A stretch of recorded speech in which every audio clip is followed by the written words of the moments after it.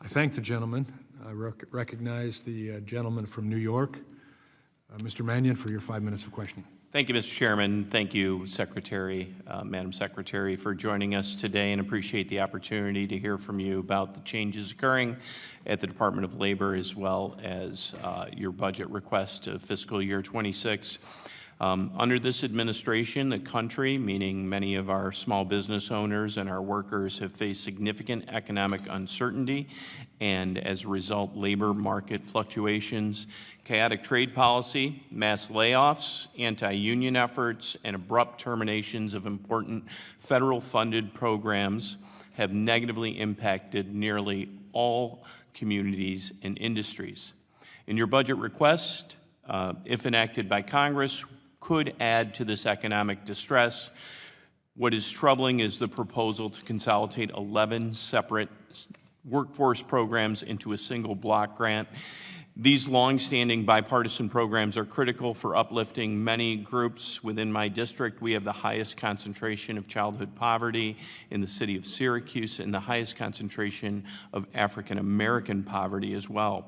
Lumping the programs together and handing the funding over with seemingly minimal targeting or accountability mechanisms puts all of these populations at risk of being overlooked and underserved. That said, I do want to acknowledge one component of the budget that I do support and believe we can work together on, and that's registered apprenticeship programs. In my work in the New York State Legislature, I more than doubled funding for a program under the Manufacturers Alliance of Central New York, and what we've seen is the transformations of people's lives as a result of that program. So these programs do offer pathways into high-quality jobs, particularly for individuals without a four-year degree. So, Madam Secretary, your budget would require that 10% of the new block grant that you're proposing would go towards apprenticeships. That would amount to a 4% increase over the existing funding. And as you've mentioned, this administration has stated a goal of 1 million active apprentices, which would be an increase of 50% over that number.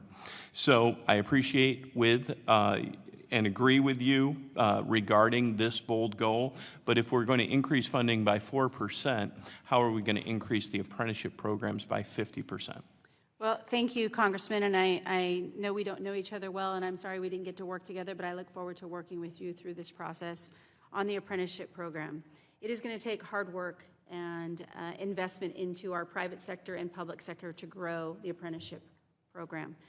It is my responsibility, again, to address that workforce development so that everybody can live the American dream.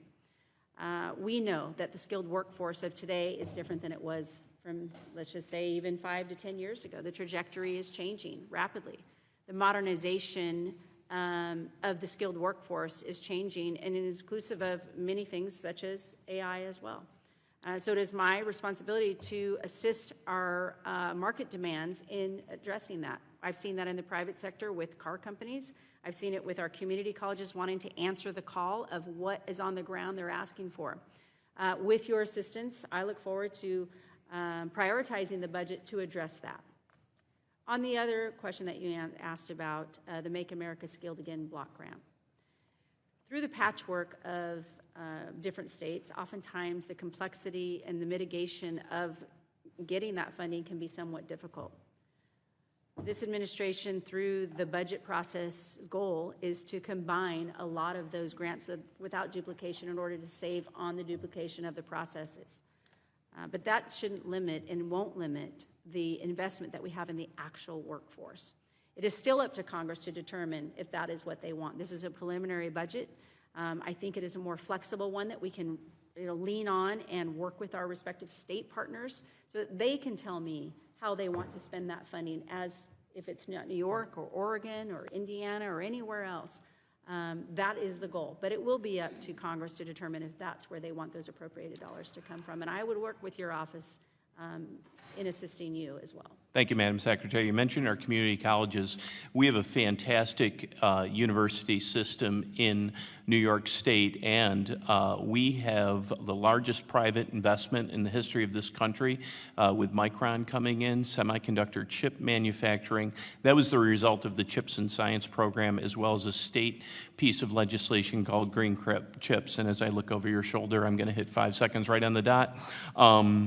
Strengthening Community Colleges program is one of those proposed eliminations. How are we going to ensure that our community colleges can pivot to the extent that they've already done to make sure we have these stack credentialing programs and other advanced manufacturing programs? Well, I'm glad to answer that in more detail. I know that our time is up, but I will submit that answer for you, and I will work with the community college and just do that quarter turn, because I think it's just going to take just enough of that in order to address those issues. I've worked with community colleges and trade schools for years as a former mayor, and I will continue to do so as the secretary and answer that question for you. I thank the Secretary.